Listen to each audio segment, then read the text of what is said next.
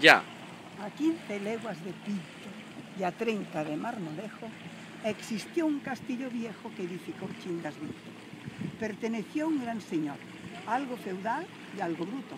Se llamaba Sisebuto y su esposa Leonor, y Gumersinda su hermana, y su tía Berenguela, y una tía de su abuela entendía por Mariana, y su cuñado Vitelio, y Cleopatra su tía, y su nieta Rosalía y el hijo mayor Rogelio.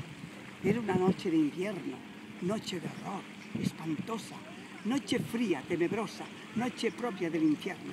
En un gótico salón dormitaba Sisebuto, y un lebrel seco y enjuto roncaba en el portalón.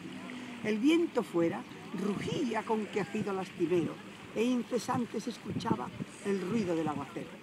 Cabalgando en un corcel de color verde botella, raudo como una centella entra al castillo un doncel. Empapada trae la ropa por efecto de las aguas, y como no trae paraguas, viene el pobre hecho una sopa. Entra al foso, salta al muro, la poterna está cerrada.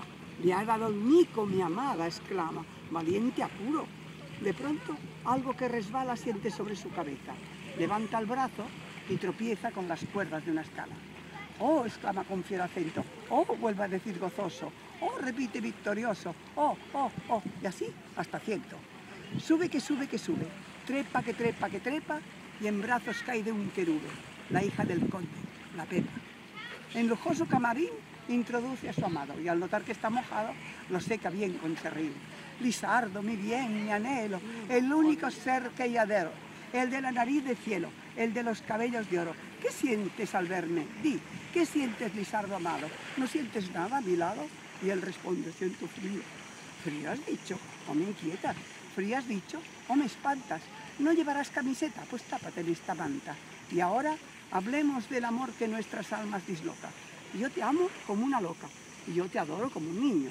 Mi pasión raya en locura, la mía es un arrebato. Si tú me dejas, me mato. Si me olvidas, me hago cura.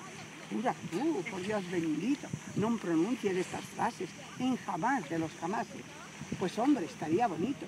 Hija soy de Sisebuto desde mi más tierna infancia, que aunque es un padre muy bruto, y aunque es mucha su arrogancia, y aunque temo sus furores, y aunque sea lo que me expongo, vámonos al Congo a ocultar nuestros amores. Bien dicho, bien has hablado, vamos allí, aunque se enojen. Y si algún día nos cogen, que nos quiten lo bailado. De pronto, un ronco ladrido resuena potente y fiero. ¿Oyes?, dice el caballero, es el perro que me ha olido. De pronto se abre una puerta excusada, entra un perro, luego un can, luego un hombre, luego nadie, luego nada. ¡Hija infame!, ruge el conde, ¿qué haces con este señor? ¿Dónde has dejado mi honor? ¿Dónde? Y tú, joven antipático, repara un pronto y te cruzo la cara con los dedos de mi mano. Después, sacando un puñal, de un solo golpe certero le enterró el cortante acero junto a la espina dorsal. El joven naturalmente se murió como un conejo. Ella arrugó el entrecejo y enloqueció de repente. A resultas del espanto, también quedó el conde loco. El perro no llegó a tanto, pero le faltó muy poco.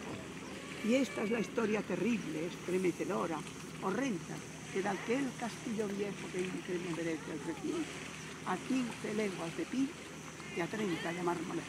¡Bravo! ¿Y no memoria?